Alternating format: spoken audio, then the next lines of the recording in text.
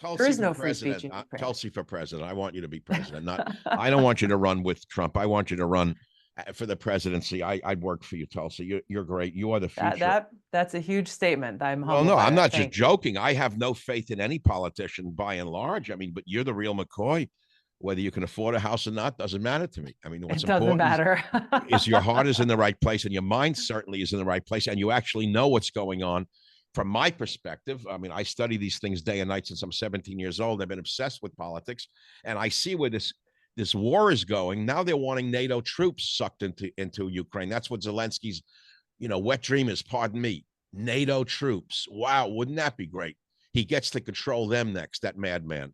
And can you believe that some of our most senior ranking military officials and senior ranking State Department officials are saying that, well, we won't get involved for now. For For now. now. Oh, yeah. We know what the result of that will be. As soon as France sends troops in, or any one of these other NATO countries sends troops in, it is inevitable that there will be an incident where they will invoke Article 5 and tell the United States, well, hey, now you have to fulfill your obligation and you need to mobilize US troops.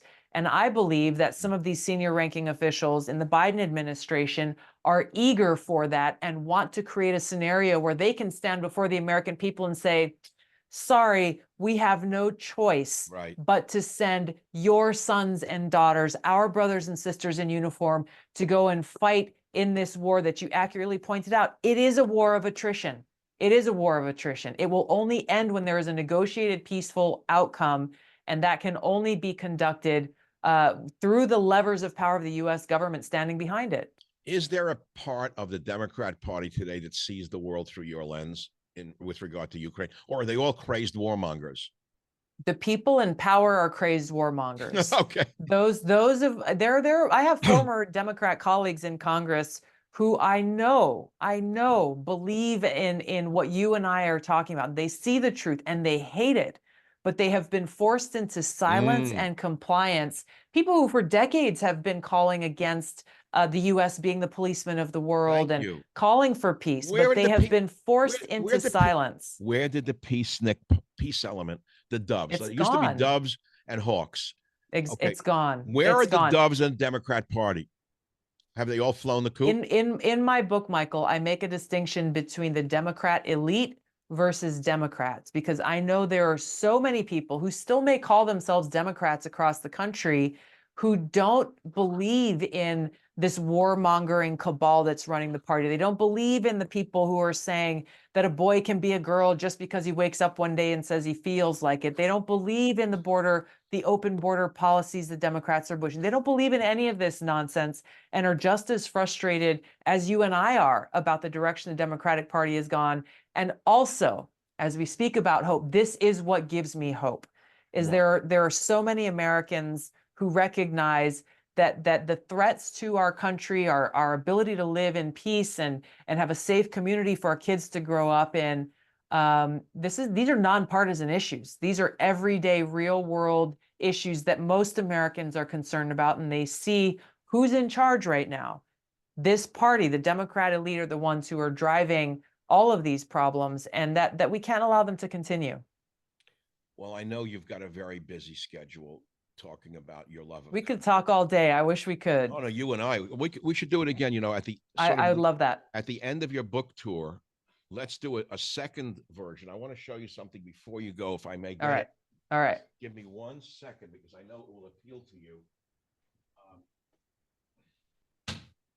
Because it goes back to my roots in Hawaii. So while I was in Hawaii, I was working for my master's, and then I came here and got my doctorate at UC Berkeley. But I spent many years in and out of the Fiji Islands collecting medicinal plants. Awesome. And I worked with healers in Tonga, Samoa, on the healing plants and things like that. And while I was at Hawaii working for my master's degree, I wrote this book on American Indian medicine. Oh, so wow. I've been fascinated. That's amazing. I've been fascinated by indigenous people and the genius of the indigenous people. Yes. People forget they lived in North America for 20,000 years living off the land. I mean, I love when people say they're back to nature. Yeah. Okay, they were back to nature before they left nature. They never left nature. using herbs for healing, herbs for eating. Exactly. And on top of it, they just didn't survive. They developed a phenomenal culture, not just surviving like an animal with eating and plants. We're talking about music, poetry, art, theater, 20,000 years of a culture and civilization, Native America. But it's the Hmm. same when you look into Fiji or Tonga or Samoa. Each country is defined by its borders, language, and culture, which is one of my Yeah. defining elements of a nation. Yeah. Every island nation I mentioned is defined by a different set of borders, mainly the Yes. islands. Yes. Languages are different, Hmm. and their cultures are different. Yes. So they tell us in America we have no borders anymore, no language that's unifying, and no culture. Oh, It Tulsi, is you the see it all. destruction. It is the destruction of America. We could do, and we should do. I look forward to many more conversations with you. I would love to have. We could do a whole show just on what you talked about those healing practices that really come up through these different Native and Indigenous people. This is how I was raised. My mom was always somebody who doubted Western medicine to the point we just like every time we go to the doctor, they're like, well, it could be this or 20 other things, but take this pill. And And so then they she gave you a would pill to treat the pill's side effects. exactly. And this is so relevant to what we're dealing with today. We've talked about the military industrial complex. We got to talk about the The so-called healthcare. medical industrial Exactly. complex. That has nothing to do with actually caring for people's health in a holistic way. It is a massive multi-billion dollar That's profit our next industry. conversation. So I know that your name Tulsi I'm is a fired up, man. your first name Tulsi is a Hindu name, is it not? Yes, and you know what it means. Do you know what it means? I do, but I'm not going to say. Tell me what it means because I asked my producer to look it up. I said it can't mean that. Tell us so we don't get it wrong. Well, the definition of the name in and of itself is the incomparable one. But if you look throughout Yes, India, yes. Tulsi is, and you'll see this on, if you go down the tea aisle, the tea and coffee aisle in your local grocery store, odds are you will see a Tulsi tea. It is a holy plant. It is literally called the holy basil in India that has such spiritual significance, but also there are many medicinal qualities to the So Tulsi your mother was plant and into flower. she was into Ayurvedic healing. She was into Ayurvedic healing. She was really interested and continues to actually look at medicine as identifying and treating the cause of whatever the symptom is, rather than the treating of the symptom, which is too often what Western medicine focuses on. So, as a teenager when I was growing up and I had something going on, and instead of going directly to the doctor, my mom would take us like, we're going to go to the traditional Chinese medicine guy who doesn't speak English, who would feel my pulse We're on and Hotel Street. in Chinatown on It Oahu. uh, on In the Chinese hotels. Cultural Plaza. If you remember, the Chinese Cultural Plaza was that square that had a lot of different shops there. But this was an older man who felt my pulse and immediately wrote down, okay, here's the Chinese herbs that will Yeah. help you with your issue. And in those issues, and I won't get into the detail what they were, but 5 days of drinking this horrendously tasting Yeah. tea, problem solved. Well, we have to do this and talk about medicine next time when you have time. And I got to tell you, Michael, my husband is sitting here.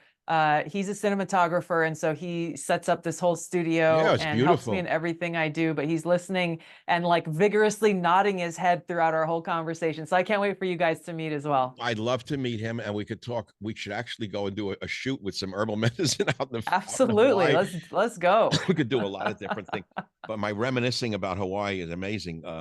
In fact, again, people don't know this, but my son Russell, who's a very successful businessman, was born in Kapiolani Hospital, Wow. and we gave him a Hawaiian middle name, Keo Meli Meli, which What does means it mean? means rolling a sweet potato. No, no.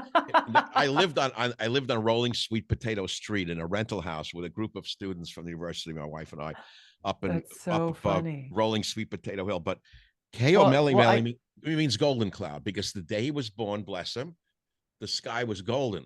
So yeah. I asked a Hawaiian friend, "What's the Hawaiian name for a golden sky?" golden, and she gave it Beautiful. K.O. Melly Melly. Beautiful. So when I sent pictures back from Mar-a-Lago, I said my son's birthday was that weekend, and that's why I went to visit Mar-a-Lago, and I asked them if they could provide a candle, and we had like everything that Trump does is over the top. So even Mar-a-Lago, everything's perfect. Instead of putting a candle on the table, they put like sparklers that lit up the whole table. Exactly. So, it's a long time ago. He was born in 1970, God bless him. But I remember the day he entered the world. I remember so many of these things flowing back at me. Time is weird, Tulsi. It is. It is. It goes Is your by mother so still with us? quickly. Is your mother still Yes, with us? both of my parents are well and healthy because they understand what health is. My mom and dad, their first date was on a tennis court. They've been married 55 years. They're still playing tennis every single day. And thankfully they are in wonderful health. I can't wait for you to meet them. They've been longtime listeners of yours. Wow. I remember listening to you during my commutes during my early 20s in Hawaii, and I called into your show once. I don't even remember what it was about. I called into your show once, and I maybe more than once, but you actually took my call one day, and I said my little piece. I don't know. I really don't remember what it was about. But we got to have a reunion and bring you back out to Hawaii. That's an amazing story. I was on a station in Honolulu. I remember. Yeah. I'm pretty sure it was KHVH radio. And it was live. In the heyday of the radio show. I do remember. I used to love getting callers from Hawaii. Yep. Of course, because I spent so many formative years there. 68 to 74 were very important political years in America. Yeah. And the social upheaval of the Vietnam War is almost less than what we're seeing now under Joseph Biden. Yeah. This social upheaval is actually more threatening to the survival of the nation. But I don't want to go back where we started. I want everybody to be a good, loyal Savage Nation member and go out right now. Go out nowhere. Just go to your computer, go to Amazon, and go buy Tulsi Gabbard's For Love of Country. Or if you want to go to a bookstore, go to a bookstore and buy it. But really, this is an important book coming from you, because it's not just a book. Having spoken with you, Tulsi, it's, I watched you over the years. I actually think you were on a show of mine a few years ago. I think we talked before. I don't remember when I was still on radio or it was a podcast. But you are exactly what you appear to be like in the media. You're 100% there. You mean every word you say. You do love your country. And I understand why you left the Democrat Party behind, but that's not going to do us any good. Tulsi Gabbard for president. Thank you. I'd like to tell we got to save our country. We got to save our country. And I want to be where I can best do that. Well, thank you so much for being with us today on the Savage Nation podcast. And I hope that we can stay in touch, do another show on healing medicines, your background in that. Let's have your mom on. I'd love that. Wouldn't that be fun? She would love it. Wouldn't Absolutely. that be fun? It would be great. Was she a listener to the radio show years ago? Okay, so there we go. So herbal savage. Now we're, political savage. Heal. We talk about healing the nation. We can truly heal the nation. You took the words out of my mouth. At the end of the day, I'm doing the same work I did when I was into herbal medicine. Yes. It's the same I was doing when I was a social worker in New York. Same thing I was doing when I was a teacher in New York.